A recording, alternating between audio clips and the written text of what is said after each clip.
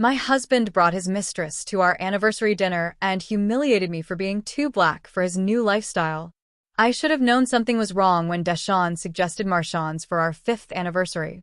Marchand's, the kind of restaurant where they don't list prices on the menu, where the waiters wear white gloves, where white people go to feel sophisticated while eating tiny portions of food they can't pronounce. It wasn't us. It had never been us. Our 1st anniversary, we'd gone to Pappadeaux and shared a seafood platter, laughing so hard that people at nearby tables kept staring. Our 2nd, we'd done a picnic in the park with Popeyes chicken because we were saving for a down payment on a house.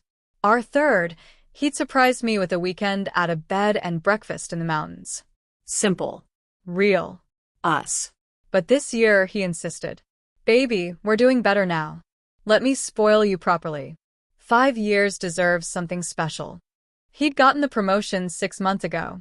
Senior account executive at Morrison & Klein, one of the biggest advertising firms in the city. Suddenly, we went from comfortable to actually having money. New car. Better apartment. He started wearing cologne that cost more than our old grocery budget. I told myself it was just an adjustment. That success was good for us. That I was being paranoid when I noticed him correcting my grammar or suggesting I dress more polished for his work events, or flinching slightly when I'd laugh too loud at his company dinners. You're being sensitive, he'd say when I brought it up. I'm just trying to help you fit in with this crowd. It's important for my career. So when he said Marchand's, I pushed down my discomfort and said yes. I even went out and bought a new dress, a sleek black number that cost more than I'd ever spent on clothes. Got my hair straightened at the salon, even though I'd been loving my natural curls lately. Wore the pearl earrings his mother had given me, the ones she said made me look more refined. I wanted to be the wife he needed me to be. I arrived at the restaurant first. DeShawn had texted saying he'd be a few minutes late, coming straight from a client meeting. The hostess looked me up and down with that particular expression I'd learned to recognize, the one that said, "Are you sure you're in the right place?" But I gave her my husband's name, and her face shifted into professional courtesy.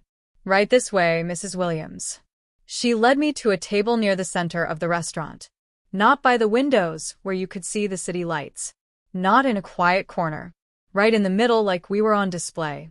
I ordered water and waited, checking my phone, smoothing my dress, watching the door.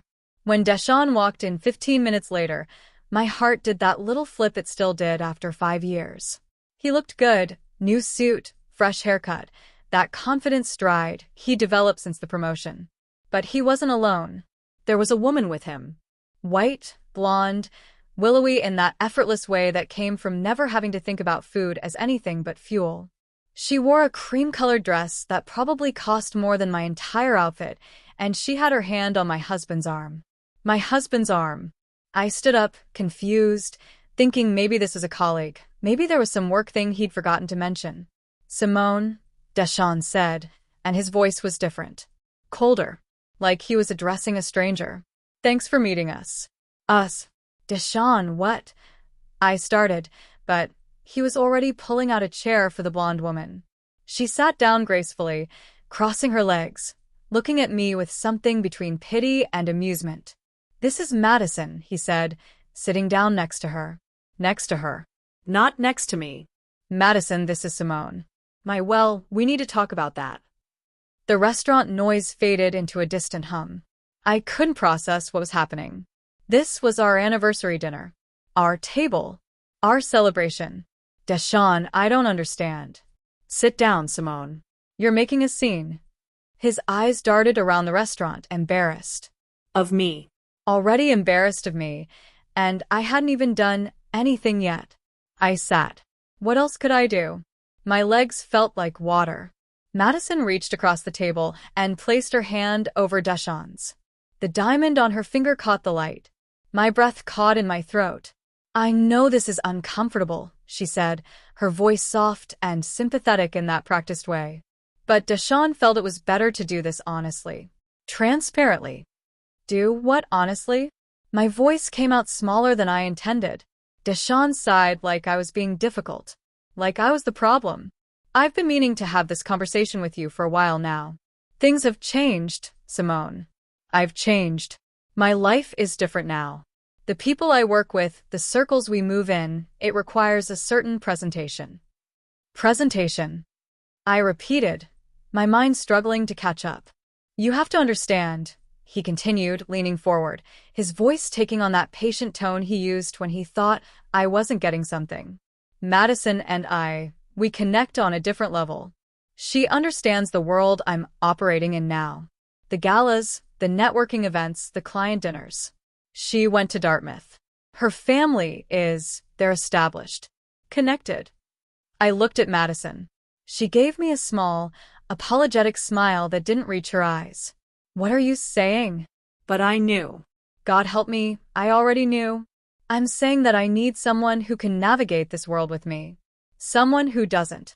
He paused, choosing his words carefully. Stand out for the wrong reasons. The wrong reasons. The words felt like glass in my mouth. Come on, Simone. You know what I mean. The way you talk, the way you laugh too loud, the way you insist on wearing your hair natural when you know it looks. He caught himself, but not fast enough. You're too much. Too black. Too urban. Too hood, if I'm being honest. The restaurant spun. Somewhere, a waiter dropped a tray. Or maybe that was the sound of my heart shattering. I couldn't tell. I'm sorry, Madison interjected, her voice dripping with false compassion. I can't imagine how hard this must be. But DeShawn has such incredible potential. He's going places. And, unfortunately, in the world we live in, the corporate world, the world of real success, presentation matters. Perception matters. And I'm the wrong perception, I said flatly, finding my voice somewhere in the numbness spreading through my chest. You're a good woman, DeShawn said, and I wanted to slap him. You were exactly what I needed when I was coming up. But I've outgrown. He stopped, recalibrated. We've outgrown each other. You want to stay in the old neighborhood, eat at the same restaurants, hang out with the same people we knew in college. I need more now. We've been married for 5 years. My voice was shaking now. 5 years. Today. This is our anniversary dinner. I know the timing isn't ideal, he started. Isn't ideal? I laughed, and it came out broken. You brought your mistress to our anniversary dinner to tell me I'm too black for your new white-collar life? People at nearby tables were staring now. I could feel their eyes. DeShawn's jaw tightened. This is exactly what I'm talking about, he hissed. The drama.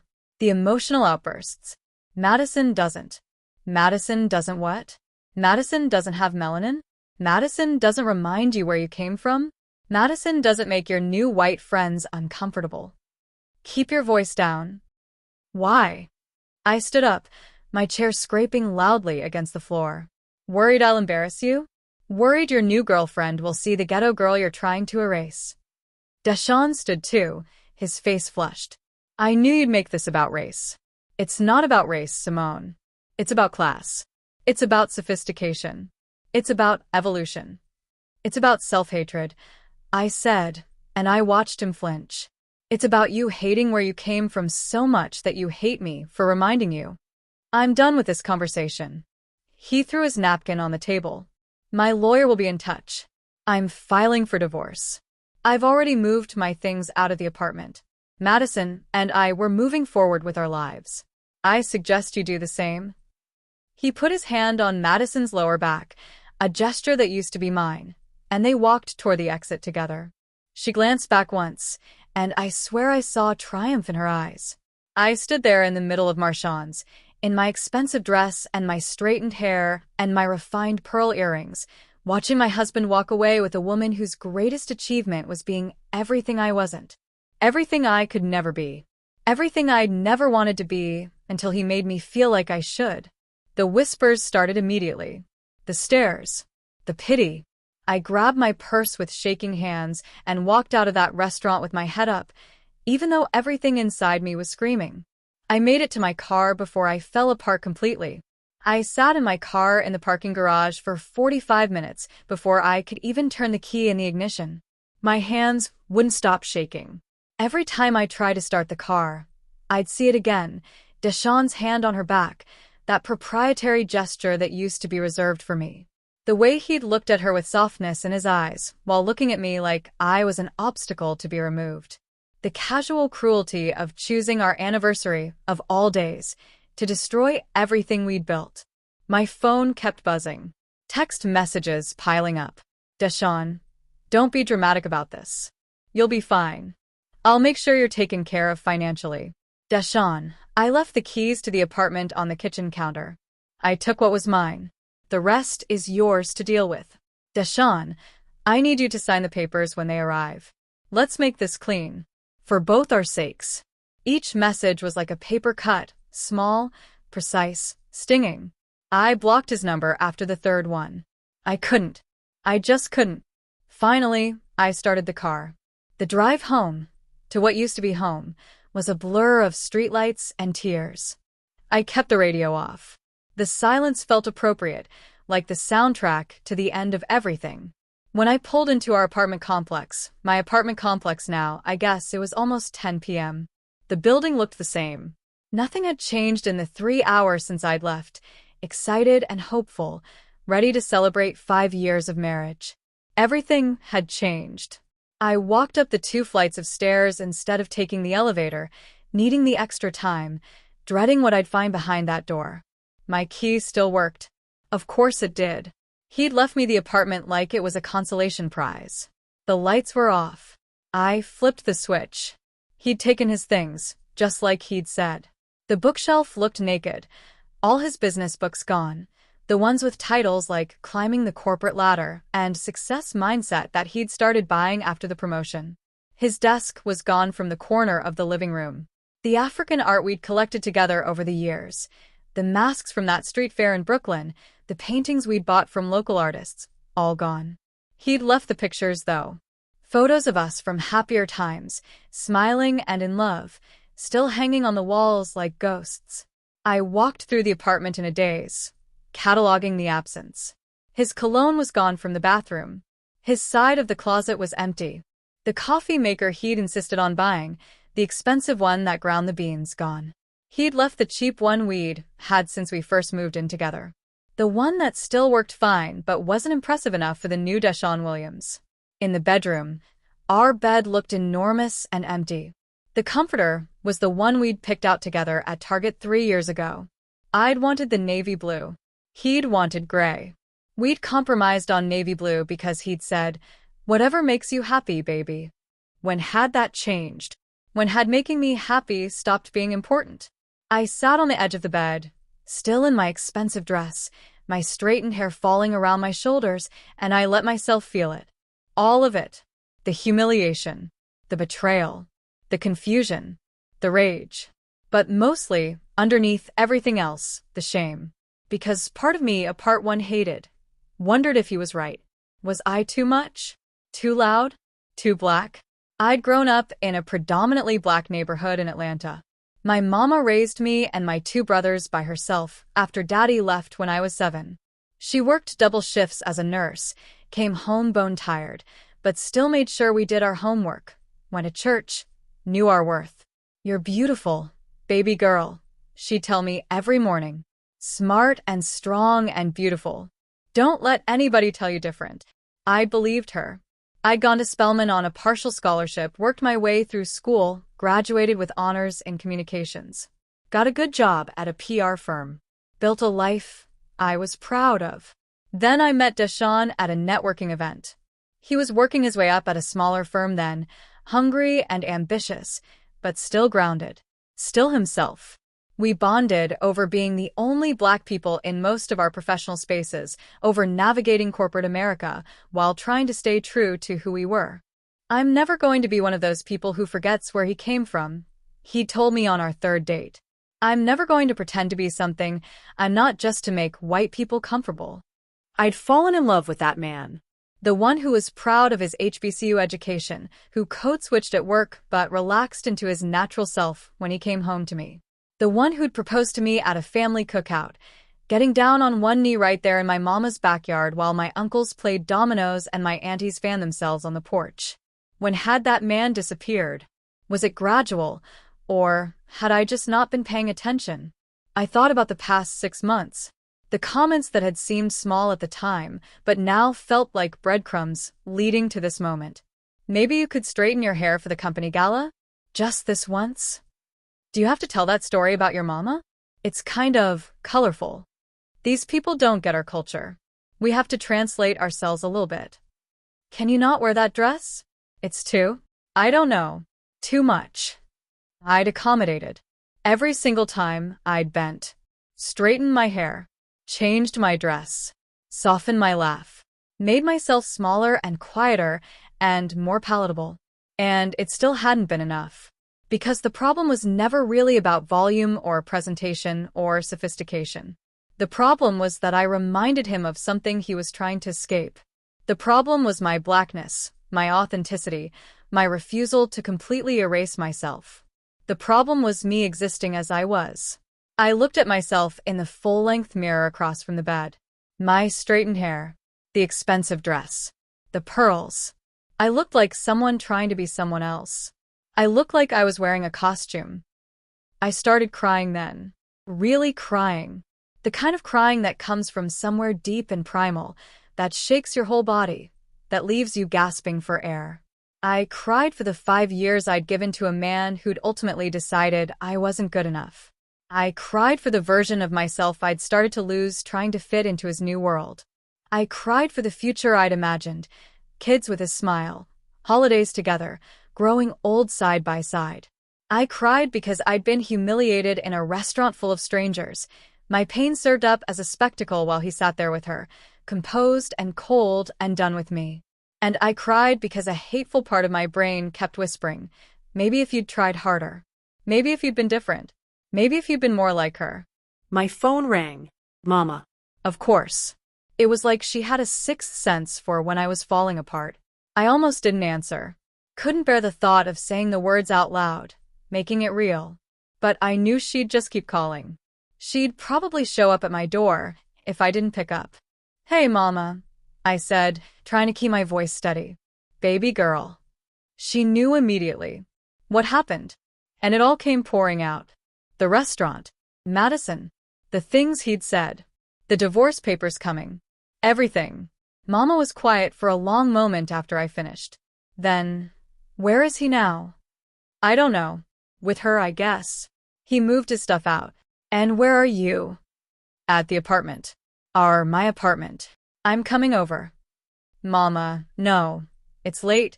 You have work in the morning. Simone Marie Johnson Williams, I'm coming over. You don't argue with me right now. She hung up. 30 minutes later, she must have broken every speed limit.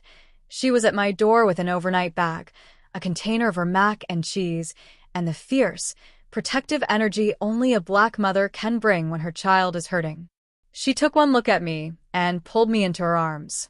I collapsed into her. This woman who'd held me together through every heartbreak, every disappointment, every moment I thought I couldn't go on. Let it out, baby, she whispered, stroking my hair. Let it all out. We sat on the couch, me still in that stupid dress, her in the scrubs she'd worn to work, and she let me cry until there were no tears left. I don't understand, Mama. I finally said, my voice hoarse. I loved him. I was a good wife. I supported him. I changed for him. Why wasn't I enough? Mama pulled back and looked at me hard. Don't you dare. Don't you dare make this about you not being enough. That man is the one who's not enough. Not enough character. Not enough integrity.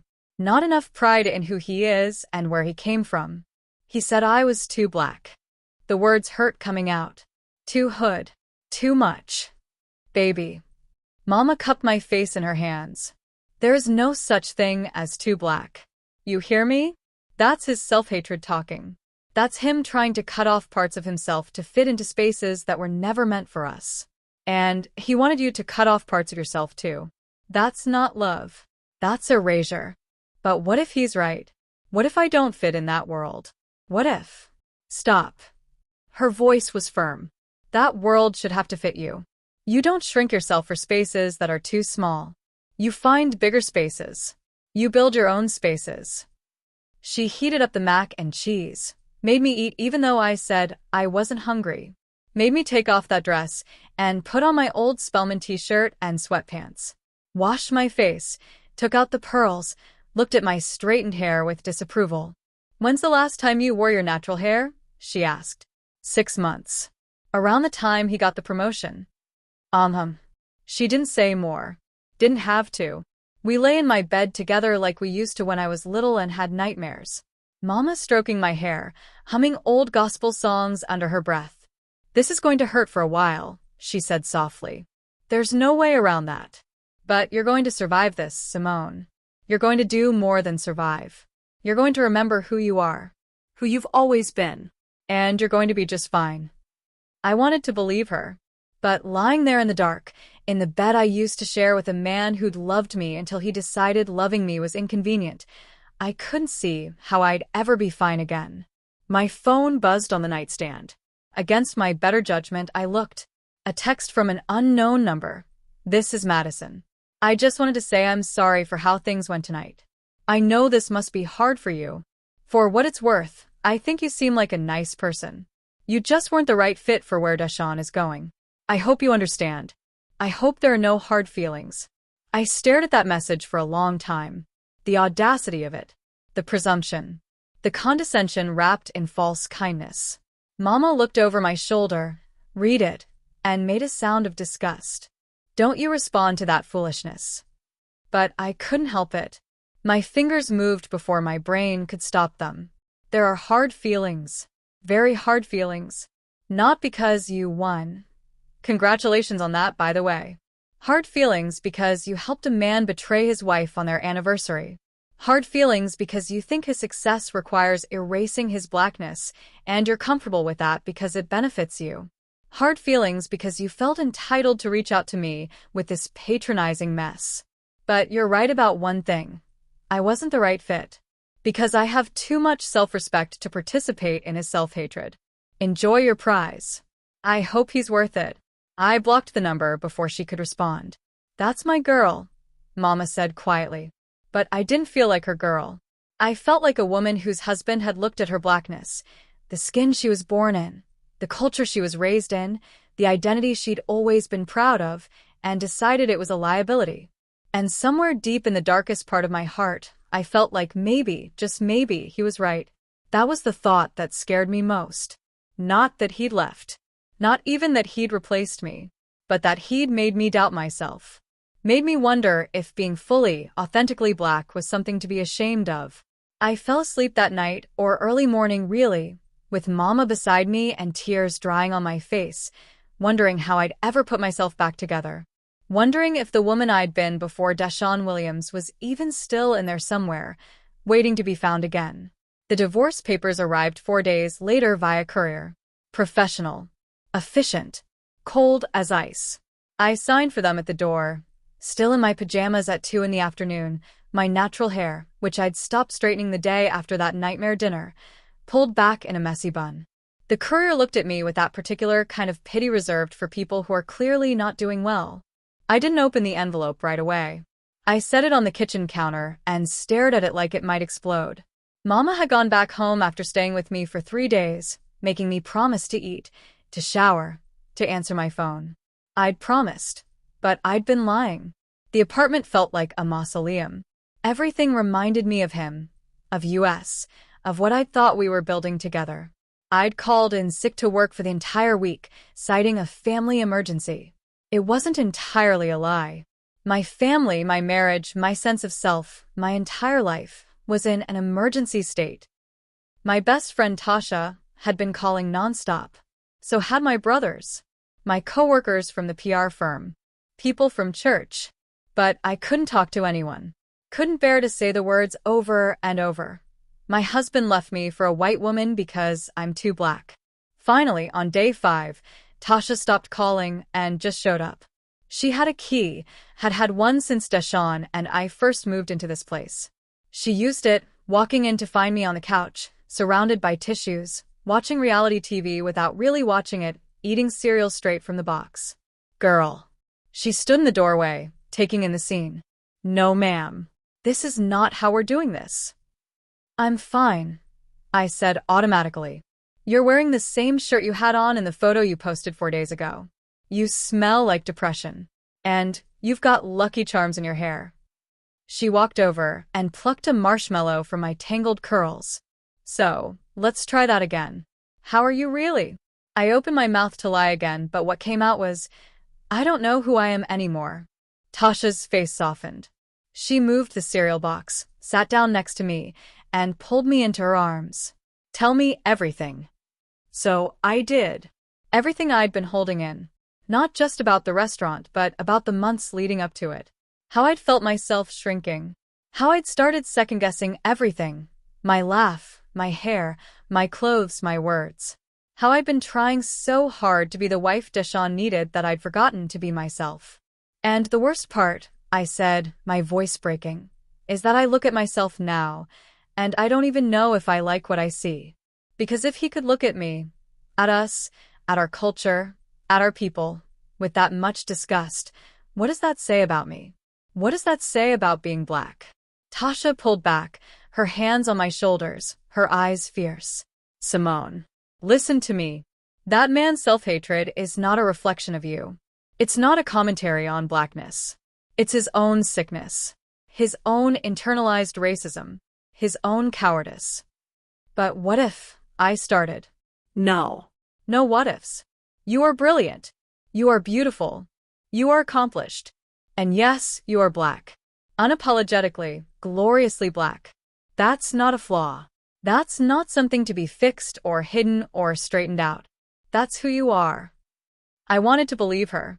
But doubt had taken root deep inside me, planted by every comment DeShawn had made, watered by that final humiliation. I need to show you something, Tasha said, pulling out her phone. She scrolled for a moment, then turned the screen toward me. It was DeShawn's Instagram. I'd blocked him everywhere, but apparently he hadn't made his profile private. The most recent post from 2 days ago was a photo of him and Madison at some upscale event. She was wearing a designer gown, he was in a tuxedo, and they were both smiling at the camera. The caption read, "New chapter, new energy. To the next level.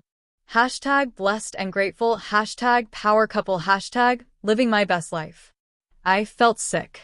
Why are you showing me this? I whispered. Keep scrolling. I did. The comment section was interesting. At Black Professionals. Man really left his black wife for a white woman and is posting about upgrades? The self-hate is real. At TruthTeller89. Embarrassing. Absolutely embarrassing. You really think you made it, huh? At Sista Circle. Madison. Girl, get you a man who doesn't hate himself. This one isn't it. At Corporate Climber, I know this dude. Works at Morrison and Klein. The code switching is strong with this one. Saw him at a conference acting brand new. But there were other comments too. At Madison S. Friend, you two look amazing together. So sophisticated. At Brad from Work. Power couple indeed.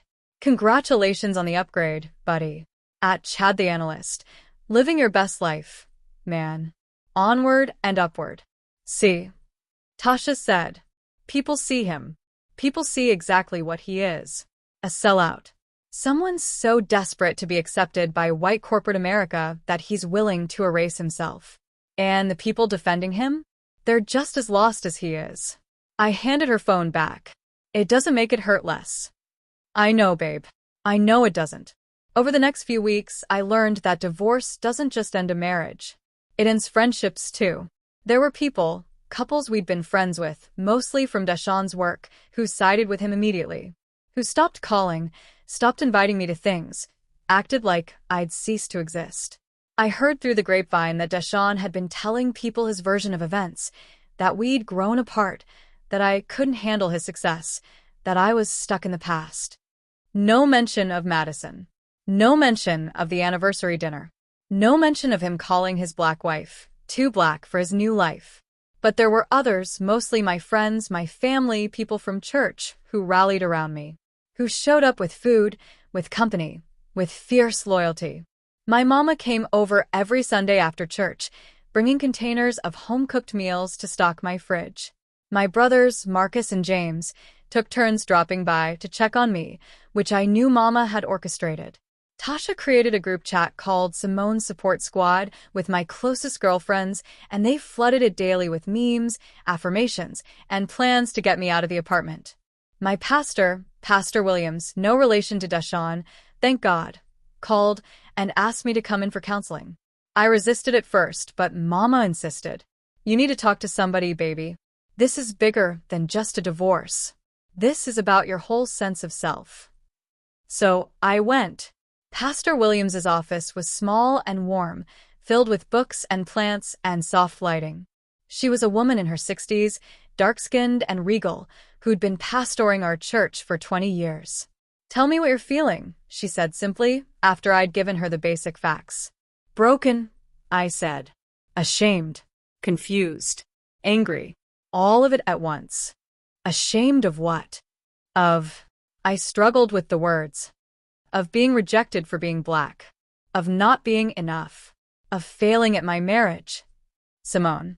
Pastor Williams leaned forward. You didn't fail at anything. A man who was too cowardly to love himself failed you. There's a difference. But I changed for him. I tried so hard. That's the problem right there. You tried. You bent. You accommodated his discomfort with himself. And it was never going to be enough because the problem wasn't you. It was him. I started crying. Again. I felt like that's all I did anymore. Do you know what internalized racism is? Pastor Williams asked gently.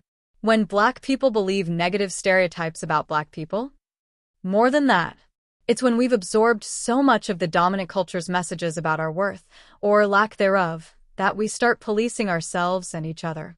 We start measuring our value by proximity to whiteness. We start seeing our own features, our own culture, our own people as inferior. She paused, letting that sink in. Your husband didn't just leave you for another woman. He left you because being with her allows him to distance himself from his Blackness. She's a shield, a credential, proof that he's made it. But the tragedy is, he's lost himself in the process. And he tried to take you down with him. So what do? I asked, my voice small. How do I stop feeling like maybe he was right? How do I stop looking in the mirror and seeing something wrong? You do the work.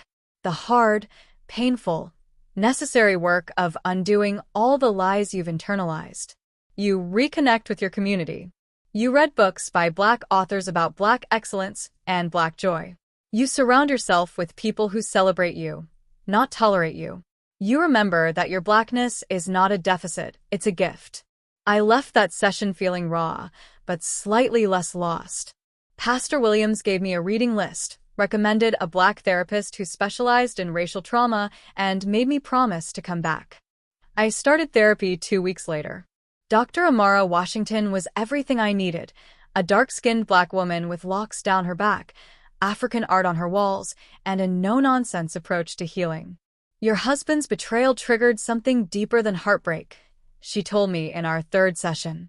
It triggered every insecurity you've ever had about being Black in America. Every microaggression you've experienced. Every time you've been made to feel like you're too much or not enough. This isn't just about him. This is about a lifetime of navigating a world that tells us we're inferior. The sessions were brutal. We talked about colorism, about the ways I'd learned to code switch, about times I'd felt othered in professional spaces. We talked about my relationship with my own hair, my body, my voice. When did you start straightening your hair? Dr. Washington asked one day. When I was 14. My mama took me to the salon for my 8th grade graduation. Did you want to? I thought about it. I don't know. It felt like something I was supposed to do. Like it would make me look more professional. More acceptable. And how did you feel when you stopped straightening it after DeShawn left? Scared, I admitted. Like I was being too bold. Too Black. Like I was confirming everything he said about me. Or, Dr. Washington said gently, like you were finally being yourself again. One afternoon, about 2 months after the divorce papers had arrived, which I still hadn't signed, I ran into one of DeShawn's colleagues at the grocery store. Bethany, a white woman who'd always been friendly enough at company events. She saw me, and I watched her face do something complicated. Recognition, pity, discomfort, guilt. Simone, she said it too brightly. How are you? I heard about, well, I'm so sorry. Thanks, I said, trying to move past her with my cart. For what it's worth, she continued, lowering her voice like she was sharing classified information. A lot of us think what DeShawn did was really unfortunate. The way he handled things. Unfortunate. Like he'd spilled coffee on important documents, not destroyed his marriage on our anniversary. Madison's nice and all, Bethany continued, apparently unable to stop herself. But it's just so obvious what he's doing. Everyone sees it. The way he acts now, like he's trying too hard. It's kind of sad, actually. I stared at her, this white woman who'd probably never had to think about race a day in her life, pitying my ex-husband for his transparent attempt to shed his blackness.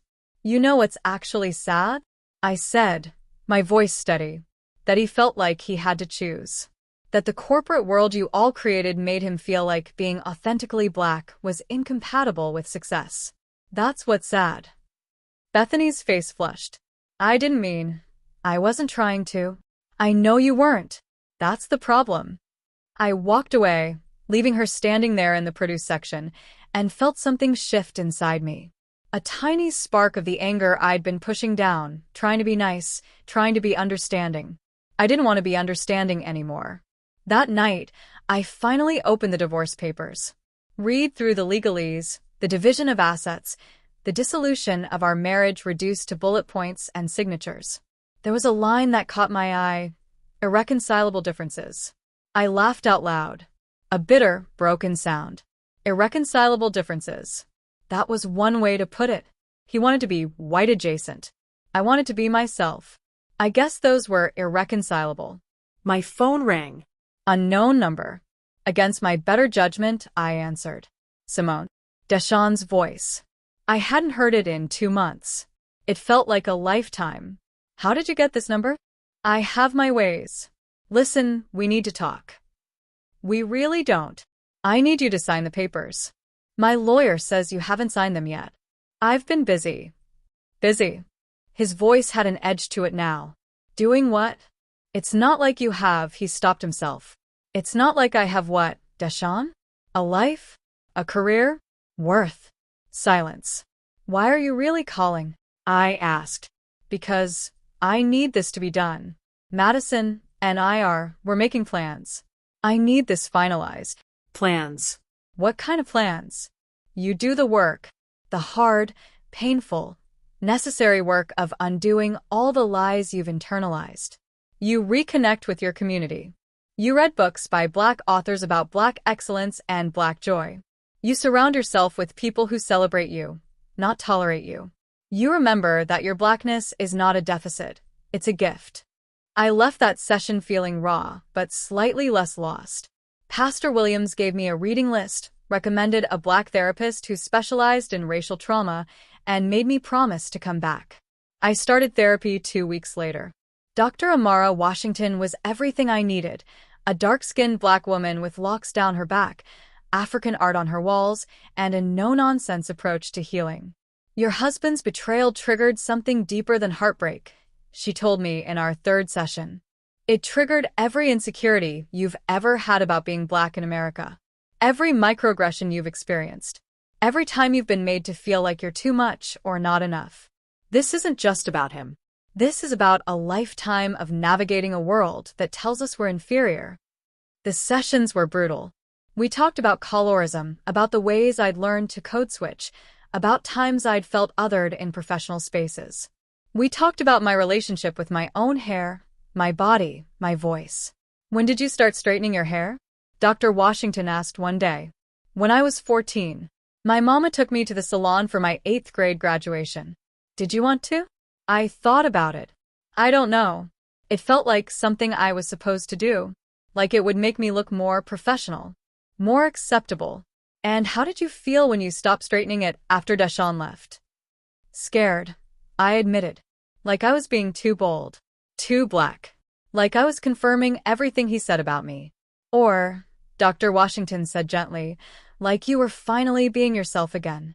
One afternoon, about 2 months after the divorce papers had arrived, which I still hadn't signed, I ran into one of DeShawn's colleagues at the grocery store. Bethany, a white woman who'd always been friendly enough at company events. She saw me, and I watched her face do something complicated. Recognition, pity, discomfort, guilt. "Simone," she said it too brightly. "How are you?" "I heard about, well." "I'm so sorry." "Thanks," I said, trying to move past her with my cart. "For what it's worth," she continued, lowering her voice like she was sharing classified information, "a lot of us think what DeShawn did was really unfortunate. The way he handled things. Unfortunate. Like he'd spilled coffee on important documents, not destroyed his marriage on our anniversary." "Madison's nice and all," Bethany continued, apparently unable to stop herself, "but it's just so obvious what he's doing. Everyone sees it. The way he acts now, like he's trying too hard. It's kind of sad, actually." I stared at her, this white woman who'd probably never had to think about race a day in her life, pitying my ex-husband for his transparent attempt to shed his blackness. "You know what's actually sad?" I said, my voice steady. "That he felt like he had to choose. That the corporate world you all created made him feel like being authentically black was incompatible with success.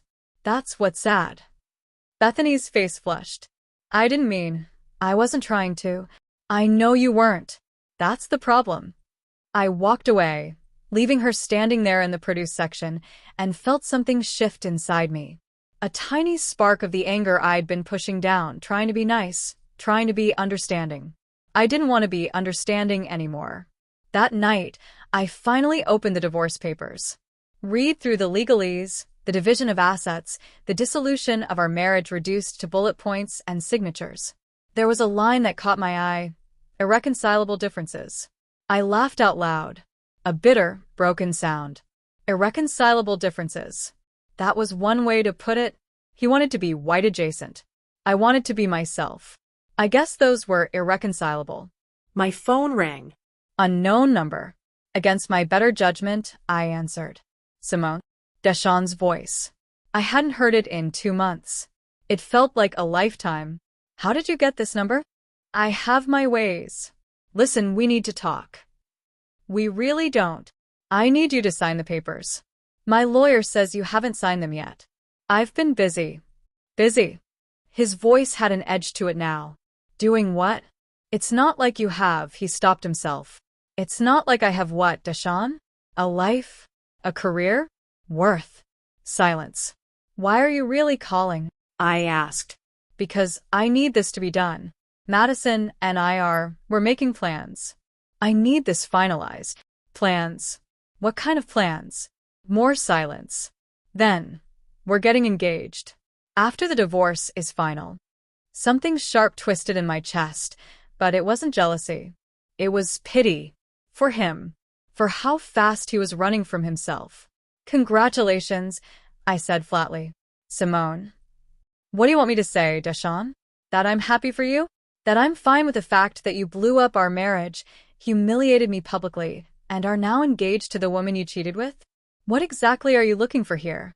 "I didn't cheat. Emotionally, you did. Probably physically too, but I don't even care anymore." "Look," his voice softened, took on that manipulative gentleness he used when he wanted something. "I know I hurt you. I know the way I did things wasn't ideal. But can't you see that this is better for both of us? You deserve someone who appreciates you for who you are.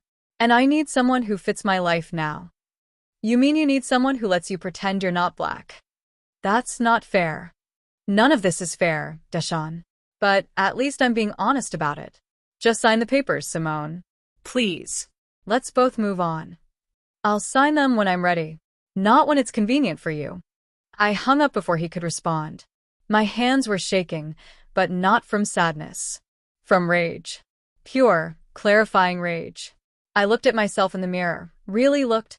My natural hair had grown out, forming a halo of tight curls around my face. My skin, deep brown and clear, glowed in the lamplight. My eyes, red-rimmed from too many tears, still had fire in them. I looked like my mother, my grandmother, my ancestors who'd survived worse than this. I looked like myself. And for the first time in months, I didn't hate what I saw. I picked up my phone and called Tasha. "I need you to help me with something," I said when she answered. "Anything. What do you need?" "I need to remember who I was before I met DeShawn Williams. Before I started shrinking myself. Before I started believing his lies." "Say less," Tasha said, and I could hear the smile in her voice. "I know exactly where to start." The next day, Tasha showed up with two other friends from our Spelman days, Keisha and Nicole. They came bearing supplies, hair products for natural hair, a stack of books with titles like Black Girl Magic and The Bluest Eye and Why Are All the Black Kids Sitting Together in the Cafeteria, and a playlist of every black artist we'd loved in college. "We're having an intervention," Tasha announced. Remember You're That Girl intervention. They spent the day with me. We did deep conditioning treatments on our hair. We painted our nails in bold colors. We played music too loud and danced in my living room.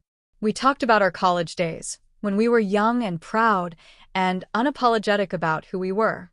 "You remember sophomore year?" Keisha said, laughing. "When you organized that whole protest about the lack of black faculty?" I'd forgotten about that. The me who'd done that, bold, vocal, unafraid, felt like a stranger now. "You were so fierce," Nicole added. "You didn't care what anybody thought.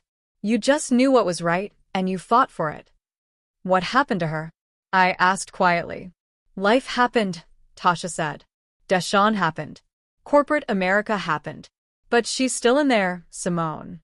You just have to let her out again." That night, after they'd left, I looked at the divorce papers again. This time, I picked up a pen. But I didn't sign them. Instead, I wrote a list. Things I need to remember. 1. I am not too black. There's no such thing as too black. 2. Changing myself to make someone else comfortable is not love. 3. My worth is not determined by who chooses me. 4. I survived before DeShawn. I'll survive after DeShawn. 5. The right person won't ask me to shrink. I taped the list to my bathroom mirror, where I'd see it every morning. The road ahead was still long. I still had dark days when the shame crept back in, when I questioned everything, when I wondered if I'd ever feel whole again. But something had shifted. Some small, stubborn part of me had decided to fight back. Not against DeShawn, he wasn't worth the energy anymore. Against the voice in my head that said I wasn't enough. Against the internalized beliefs that said blackness was something to overcome rather than celebrate. Against the part of me that had been willing to erase myself for love. I was 30 years old, getting divorced and rebuilding my entire sense of self from the ground up. But for the first time since that nightmare anniversary dinner, I felt like maybe, just maybe, I was going to be okay. 3 months after the divorce papers arrived, I finally signed them. Not because DeShawn kept calling. I blocked him after that last conversation. Not because his lawyer kept sending increasingly aggressive emails. But because Dr. Washington helped me understand something crucial during one of our sessions. "Holding on to those and signed papers isn't protecting you," she'd said gently. "It's keeping you tethered to him." To that chapter. You can't start rebuilding while you're still holding onto the rubble. So I signed them. Sent them back certified mail. And then I did something I hadn't done in months. I went out. Not to a club or a bar, but to a natural hair expo Tasha had been begging me to attend. The Georgia World Congress Center was packed with black women of every shade, every age, every hair texture imaginable. The air smelled like shea butter and coconut oil. Every vendor booth celebrated blackness in all its forms, from handmade jewelry featuring African symbols to clothing lines with bold, Afrocentric prints. I walked through those aisles and felt something crack open inside my chest. Not breaking, blooming. These women weren't trying to be anything other than exactly who they were. They wore their natural hair in locks, braids, afros, twist-outs. They dressed in colors that demanded attention. They laughed loudly, unapologetically. They took up space. At one booth, an older woman, maybe in her 70s, with silver locks wrapped in a head wrap, caught my eye. She was selling handmade hair products, and something about her peaceful energy drew me in. "First time?" she asked, smiling. "How did you know?" "You got that look. Like you're seeing yourself for the first time in a long time." She gestured to a stool. "Sit. Let me show you something." She talked to me about hair care, yes, but really she was talking about self-care. About the ritual of it. About taking time to nurture yourself. Your hair is your crown, she said, working a cream through my curls with practiced hands. But too many of us have been taught to see it as a burden. Something to be tamed or hidden or fixed. When really, it's perfect exactly as it grows out of your head. I started crying right there at her booth. She didn't seem surprised. Just handed me a tissue and kept working. Let me guess, she said softly. Some man made you feel like you weren't enough? My husband. Ex-husband. The word still felt strange. He said I was too black. Too much. She made a sound of disgust. Baby, there's no such thing as too black. That's like saying water is too wet or the sun is too bright. It just is what it is, and it's perfect that way. I bought everything she was selling. Spent $200 I probably shouldn't have spent, but I didn't care. I left that booth with bags full of products and something more valuable, a tiny seed of self-love beginning to take root. That night, I did something I'd been avoiding. I went through my closet and pulled out everything I'd bought trying to fit into DeShawn's new world. The muted colors. The professional pieces that had no personality. The clothes that made me look like I was trying to disappear.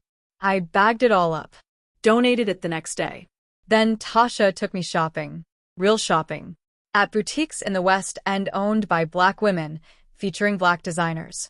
We bought pieces with color, burnt orange, deep purple, emerald green. Patterns that celebrated African heritage.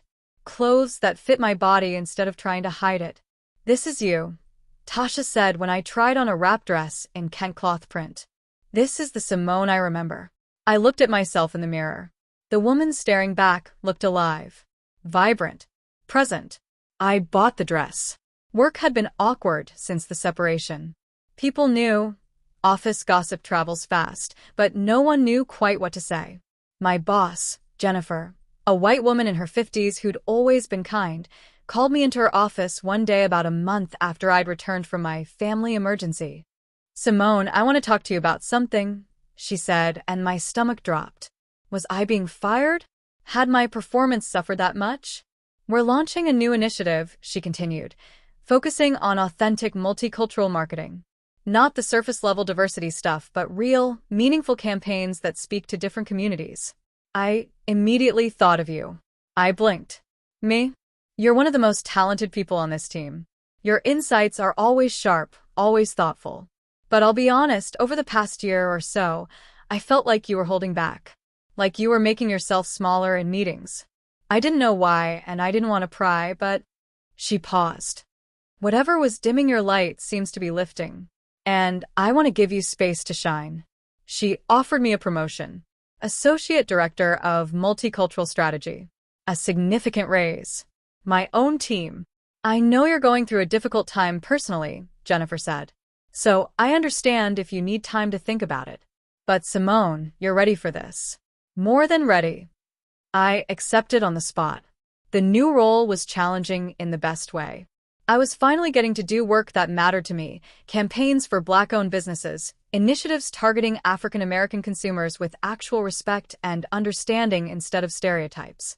I hired 2 junior associates, both young Black women fresh out of college, and mentored them the way I wish someone had mentored me. One of them, Jasmine, reminded me so much of my younger self. Bright, ambitious, code-switching her way through the corporate world. You don't have to do that here, I told her one day after a meeting where I'd watched her shift her entire demeanor. Do what? Change your voice. Your mannerisms. Yourself. Not on my team. I need your authentic perspective, not the version of you that you think white corporate America wants to see. Her eyes filled with tears. My last internship, they told me I was too urban for client-facing work. Then they were idiots who missed out on your brilliance. You're not too urban. You're not too anything. You're exactly who we need. Watching her blossom over the next few months, watching her step into her full self, was healing in ways I hadn't expected. I was giving her the permission I'd never given myself. And in doing so, I was finally giving it to myself too. I started saying yes to things I'd been avoiding. When Pastor Williams asked me to lead a women's Bible study group, I said yes. When Tasha invited me to join her African dance class, I said yes. When my mama suggested I come to her book club, a group of Black women who'd been meeting for 20 years to discuss Black literature, I said yes. Each yes was a small act of reclamation. Each yes brought me closer to the woman I used to be, the woman I was becoming. I cut off my straightened ends completely, did a big chop, and embraced my natural texture fully. The first time I walked into the office with my short natural hair, I felt naked. Exposed. But my team's reaction was immediate and affirming. "Ms. Williams, your hair is gorgeous." Jasmine gushed. Even Jennifer stopped me in the hallway. "That's a powerful look, Simone. It suits you." I started working out again, not to change my body, but to feel strong. Joined a gym in a Black neighborhood where the women looked like me, curves, different sizes, different shades, all working on being healthy, not fitting some unrealistic standard. Met a woman there named Trinity, who became a fast friend. She was a divorce attorney, surprisingly, and she was the one who told me something I needed to hear. "You know what I see in my practice?" she said one day as we cooled down after workout. "I see a lot of Black women who stayed too long with men who didn't deserve them, who shrunk themselves trying to be acceptable. And you know what the common thread is? They all thought leaving meant failing. But staying when someone disrespects you? That's the real failure." "I keep wondering if I gave up too easily," I admitted. "If I should have fought for my marriage." Fighting for a marriage means both people are in the ring. Your ex already left the ring. He was just waiting for you to notice. 6 months after signing the divorce papers, they were finalized. I was officially no longer Mrs. DeShawn Williams. I was Simone Johnson again. Just Simone. Just myself. I celebrated with my girls, Tasha, Keisha, Nicole, and some new friends I'd made through the book club and dance class. We went to a soul food restaurant in the West End, ate until we were stuffed, laughed until we cried. No expensive French restaurant with unpronounceable food. No pretending. Just us being ourselves, taking up space, being loud and Black and free. To Simone, Tasha raised her glass, who survived a storm and came out the other side even more beautiful. To new beginnings, I said, and meant it. I started dating again, casually. Nothing serious. I wasn't ready for serious.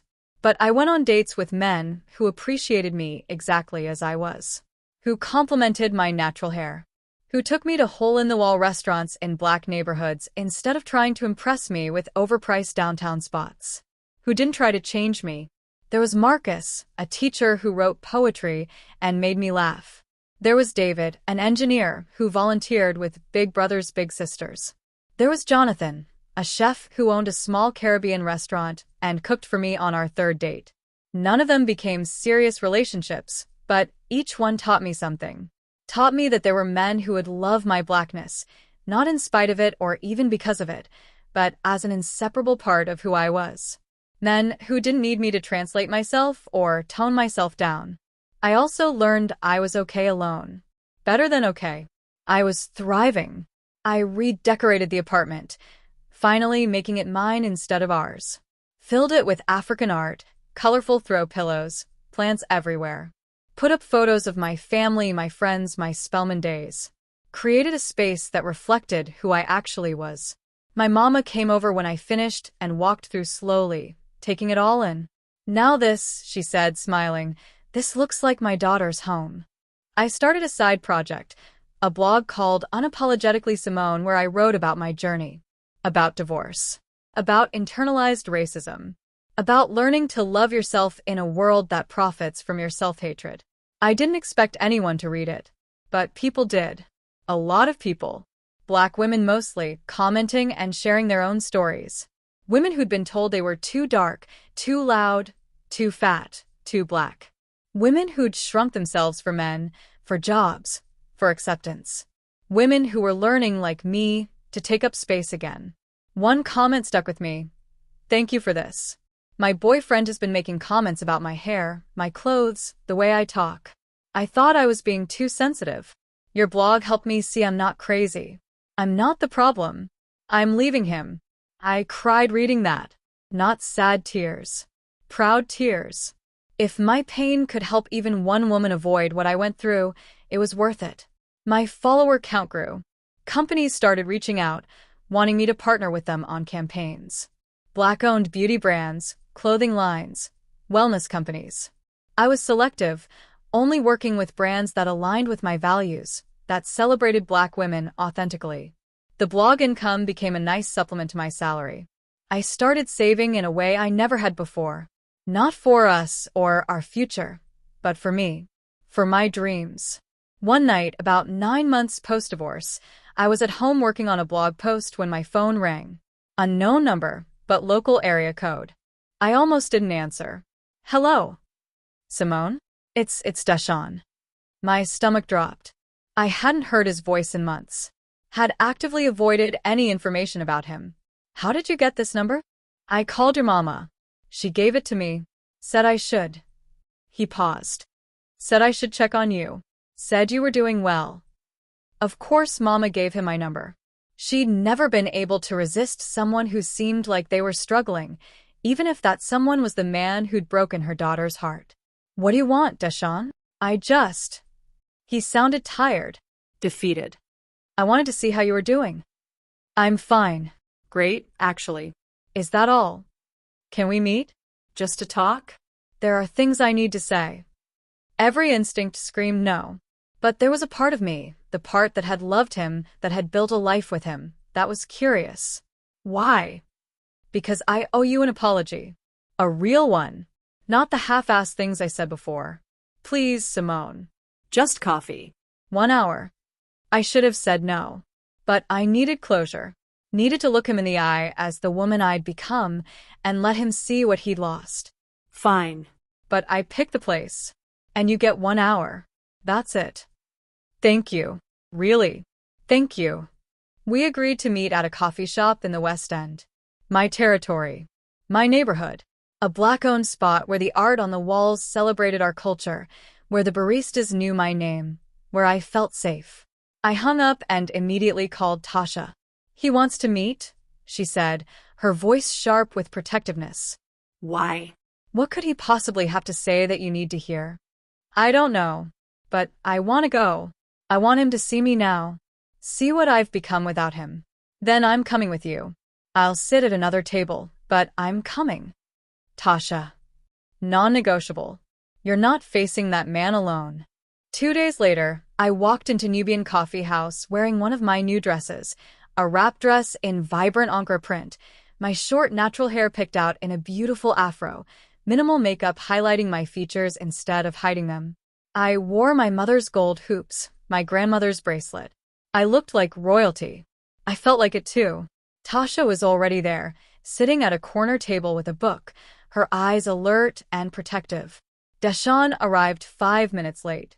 I barely recognized him. He'd lost weight, too much weight. His clothes, expensive as they were, hung on him. His eyes had dark circles under them.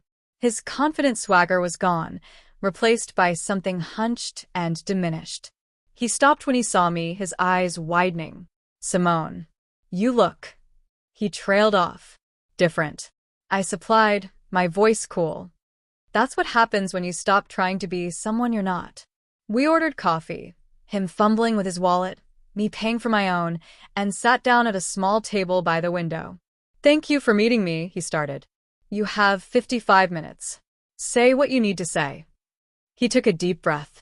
I was wrong. About everything. The way I treated you, the things I said, bringing Madison to our anniversary dinner. All of it. I was so wrong, Simone, and I'm sorry. I waited. There had to be more. Things didn't work out with Madison, he continued, staring into his coffee cup. She broke off the engagement 2 months ago. There it was. Let me guess, I said, my voice flat. She realized you were still the same person underneath all that code switching? Or did you realize you couldn't sustain being someone you're not? Both, I think. He looked up at me, and I saw genuine pain in his eyes. I lost myself, Simone. Trying to fit into that world, trying to be what I thought I needed to be to succeed. I lost everything that mattered. You chose to lose it. I know. I know I did. His voice cracked. I see now what I couldn't see then. that I was running from myself, that I hated who I was so much that I tried to become someone else entirely. And, in the process, I destroyed the best thing in my life. I'm not going to feel sorry for you. I'm not asking you to. I just needed you to know I was wrong. You were never too black. You were never too much. You were perfect, and I was too broken to see it. I looked at this man I'd once loved, this shell of who he used to be, and I felt nothing. No anger. No satisfaction at his obvious misery. No desire to comfort him or save him. Just nothing. I appreciate the apology, I said. But it doesn't change anything. I know. He reached across the table like he might touch my hand, then thought better of it. Is there any chance? Any possibility that we could? No. The word was firm, final. Even if I wanted to, which I don't, you can't go back to being who you were. And I wouldn't want you to. That person was just as lost as this one. I could change. I could. DeShawn. I leaned forward, my voice gentle but unmovable. I've spent the last year learning to love myself. Learning to be unapologetically who I am. I'm not going to undo all that work for anyone. Not even for the man you used to be. And definitely not for who you are now. He nodded slowly, tears in his eyes. You deserve better. You always did. I know. I stood up. I hope you figure yourself out, DeShawn. I hope you learn to love who you are. But I can't help you do that. I've got my own journey. I walked out of that coffee shop with my head high, Tasha right behind me, and I didn't look back. How do you feel? Tasha asked when we got to her car. I thought about it. Really thought about it. Free, I finally said. I feel completely free. And I was. 1 year after the divorce was finalized, I stood in front of a mirror in a hotel suite in New York City, adjusting the collar of my burgundy blazer. My natural hair was styled in elegant twisted bantu knots. My makeup was flawless but minimal. I didn't need to hide behind anything anymore. The woman looking back at me was confident, successful, and most importantly, authentically herself. I was in New York for the National Association of Black Professionals Conference. Not as an attendee this time, but as a keynote speaker. My blog, Unapologetically Simone, had exploded over the past year. What started as a personal journal had become a movement, 75,000 followers across platforms, a book deal in the works, and invitations to speak at conferences around the country. My topic today, corporate success without cultural compromise, thriving while Black in professional spaces. You ready for this? Tasha asked, adjusting her own outfit. She'd flown up with me for moral support, but also because she was genuinely proud. You're about to speak in front of 2,000 people. I'm ready, I said, and meant it. A year ago, the thought would have terrified me. Now? I had something to say, and I wasn't afraid to say it loudly. My phone buzzed. A text from my mama. That's my baby girl. You go show them who Simone Johnson is. I'm so proud of you, I could burst. Love you. I smiled, tucked my phone away, and headed down to the conference hall. The room was massive, filled with Black professionals from every industry imaginable. Executives, entrepreneurs, lawyers, doctors, creatives. All of us navigating the complicated space of being Black in America while building successful careers. The energy was electric. I was introduced by Dr. Michelle Harris, a prominent psychologist who'd written extensively about racial trauma. Our next speaker, she said into the microphone, is a woman who turned her pain into power, her struggle into strength. She's a marketing executive, blogger, and soon-to-be author who's helping Black professionals everywhere understand that success doesn't require assimilation. Please welcome Simone Johnson. The applause was thunderous. I walked onto that stage, looked out at all those faces, brown faces, beautiful faces, faces that looked like mine, and felt a surge of purpose. 2 years ago, I began, my voice steady and clear. My husband brought his mistress to our anniversary dinner and told me I was too Black for his new lifestyle. He said I was too loud, too urban, too much. He said that to succeed in corporate America, he needed someone who could help him blend in. Someone who could make him more palatable. I paused, letting that sink in. The room was completely silent. I went home that night and looked at myself in the mirror, and you know what I saw? Shame. I saw everything he'd convinced me to see. Flaws instead of features, liabilities instead of assets, problems instead of power. I had spent so long trying to shrink myself to fit into spaces that were never designed for us, that I'd forgotten who I was. I told them my story. Not all of it. I had 30 minutes, not 3 hours, but enough. The code switching, the hair straightening, the constant self-editing, the slow erosion of self that happens when you spend your life translating yourself for other people's comfort. But here's what I learned, I said, walking across the stage, making eye contact with people in the audience. The problem was never me. The problem was a system that made me believe I had to choose between success and authenticity. The problem was internalized racism so insidious that even a black man who'd benefited from affirmative action, who'd attended an HBCU, who'd grown up in a black neighborhood, could look at his black wife and see a liability. Heads nodded. People called out, "Amen," and that's right.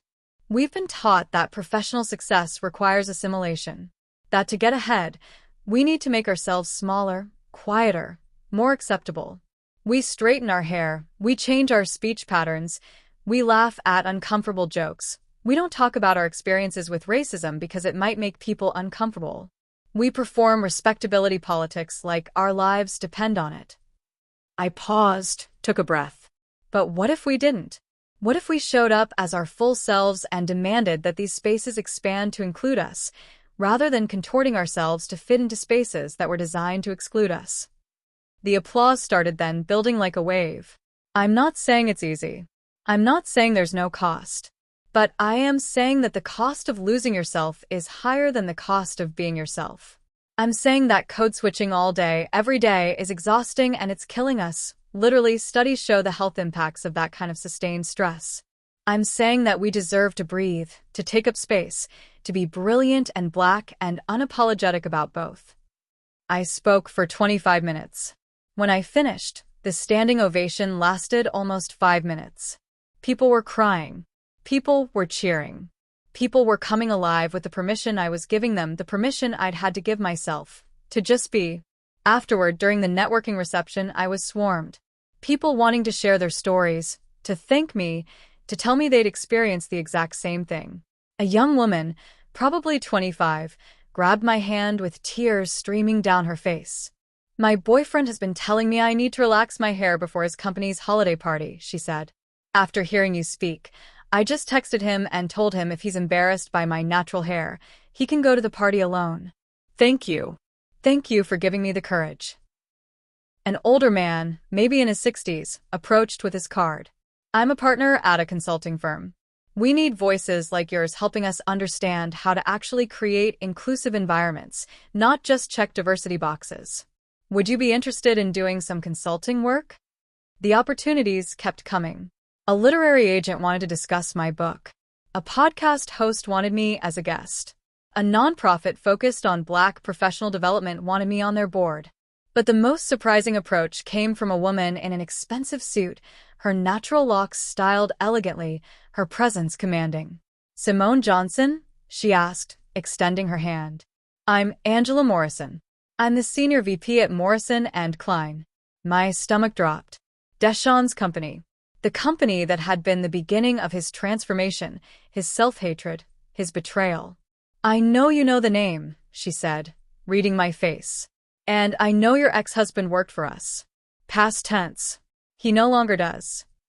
"Oh," was all I could manage. "I wanted to introduce myself because your speech really resonated with me. I've been at Morrison & Klein for 15 years, and I've watched countless talented Black professionals either leave or lose themselves trying to fit in. It's something I've been trying to change, but I've been fighting an uphill battle." She handed me her card. "I'd like to talk to you about joining us. Not in your ex-husband's division. He was in advertising. I'm talking about creating a new position. Chief Diversity and Inclusion Officer, but not in the performative way most companies do it. Real power. Real budget. Real change. I want someone who will challenge us, push us, make us uncomfortable in the service of actually being better." I stared at the card. The salary range she mentioned was more than double what I was currently making. The opportunity to actually influence corporate culture at a major firm, to create the kind of environment I wished had existed for me. It was huge. I need to think about it, I said. Of course. But Simone? We need people like you. People who won't compromise who they are. People who will hold us accountable. Think about it. That evening, back in my hotel room, I told Tasha about the offer. Morrison and Klein, she said, her eyes wide. DeShawn's old company? That's poetic. Right? I don't know if I can do it. Go to work at the place that helped turn him into who he became. Or, Tasha said thoughtfully, you could go there and make sure what happened to him, what he did to himself, doesn't happen to other Black professionals. You could actually change things. I sat with that thought. The symmetry of it. The justice. My phone rang. Mama. Baby, I just watched a video of your speech that someone posted online, she said, her voice thick with emotion. Simone, you were magnificent. Your grandmother would be so proud. I'm so proud. Thanks, Mama. I also have to tell you something. DeShawn called me today. My heart sank. Mama. Just listen. He called to tell me he saw a clip of your speech. He said, she paused. He said he was wrong about everything. He said watching you up there, so confident and powerful and authentically yourself, made him realize what he'd thrown away. He asked if there was any chance. No, I said firmly. Mama, no. Whatever he asked, the answer is no. I told him the same thing, Mama said. I told him you'd moved on, that you'd built a whole new life, that he'd had his chance and he destroyed it. I just wanted you to know he called, in case he tries to reach out to you directly. He won't get through. I blocked him months ago. Good. You keep that man in your past where he belongs. You've got too bright a future ahead of you. After we hung up, I thought about DeShawn watching my speech, seeing what I'd become without him. Maybe even understanding, finally, that his self-hatred had cost him everything. I felt nothing. No satisfaction. No vindication. No residual love or anger. Just nothing. He was a character in a story I used to live, and that story was over. 3 months later, I accepted the position at Morrison and Klein. I negotiated hard, got the title I wanted, the salary I deserved, and most importantly, direct reporting to the CEO, not buried under someone else's division. I had real authority, real power to make change. My first day, I walked into that building, the same building DeShawn had worked in, where he'd started his transformation into someone unrecognizable, wearing a vibrant yellow dress with African print accents, my natural hair in a gorgeous twist out, my head high. Angela met me in the lobby. Ready to shake things up? Absolutely. The first few months were intense. I conducted audits of hiring practices, retention rates, promotion patterns. The data was damning. Black employees were being hired but not promoted, their ideas overlooked, their concerns dismissed. The diversity was surface level, performative. I presented my findings to the executive team, didn't sugarcoat anything. Some of them were uncomfortable. Good. They should be. These aren't just statistics, I told them. These are talented people you're losing because you've created an environment where they have to choose between success and authenticity. And most of them are choosing to leave rather than lose themselves. I implemented new programs, mentorship initiatives specifically for Black professionals, bias training that actually addressed real issues instead of checking boxes, employee resource groups with actual budgets and power, recruitment partnerships with HBCUs, transparent promotion criteria. Some people resisted. Some people complained I was moving too fast, being too aggressive, making people uncomfortable. Good, I told Angela when she warned me about the pushback. Comfort is the enemy of progress. 6 months into my tenure, I was in the elevator heading to a meeting when I heard a familiar voice. Hold the elevator. I should have let it close. But instinct made me hit the button. DeShawn stepped in, focused on his phone, not looking up. He'd regained some of the weight he'd lost, looked more like himself. He was wearing a suit that was nice, but not excessive. His hair was cut simply, not the expensive fade he'd been sporting before. He looked up, saw me, and froze. Simone, DeShawn. The elevator doors closed. We were alone. 15 floors to go. I heard you were working here, he said quietly. I wasn't sure if I'd run into you. This building is big. What are you doing here? I thought you left. I did. But I'm back. Different division, different role. Junior account manager. Starting over, basically. He looked embarrassed. After Madison and I broke up, I kind of spiraled. Lost my senior position. Had to rebuild my reputation. Angela gave me a second chance, but at the bottom, said I needed to figure out who I really was before she'd trust me with real responsibility again. I nodded, said nothing. I saw your speech, he continued. The one from the NABP conference. It's been viewed like 500,000 times now. 600,000 actually. Right. It was powerful. Made me realize a lot of things about myself. He paused. I owe you more than an apology. I owe you acknowledgement that I was wrong about everything. You weren't too black. I was too ashamed of being black. You weren't too much. I wasn't enough. Not enough courage. Not enough integrity. Not enough self-love. The elevator dinged. 7th floor. Halfway there. I appreciate that, I said carefully. Genuinely. It sounds like you're doing the work. I'm trying. I'm in therapy now. Actually dealing with my internalized racism instead of just projecting it onto everyone around me. It's hard. Really hard. Growth usually is. Seeing you now, he gestured at me, my outfit, my confidence. You're thriving. You're exactly who you were always meant to be. And I'm figuring out who I am when I'm not trying to be someone I'm not. The elevator dinged again. 12th floor. I don't expect anything from you, he said quickly. I know that ship has sailed. I know I destroyed what we had. I just wanted you to know that I see now what I couldn't see then. That you were never the problem. That losing you was the biggest mistake of my life.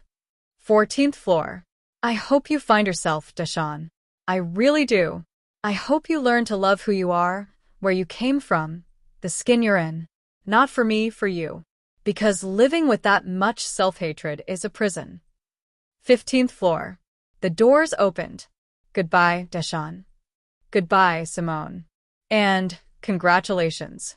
On everything. You deserve all of it. I stepped out of the elevator and didn't look back. That night, I sat in my beautifully decorated apartment, my space, reflecting my taste, my culture, my journey, and I wrote a blog post. Today I ran into my ex-husband. The man who told me I was too black for his new life. The man who chose proximity to whiteness over partnership with me. The man whose betrayal nearly destroyed me. And you know what I felt? Nothing. Not anger. Not satisfaction.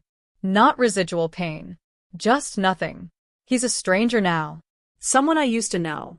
Someone who taught me painful but necessary lessons about self-worth and authenticity. He apologized. Said he'd been wrong. Said losing me was his biggest mistake. And maybe he means it.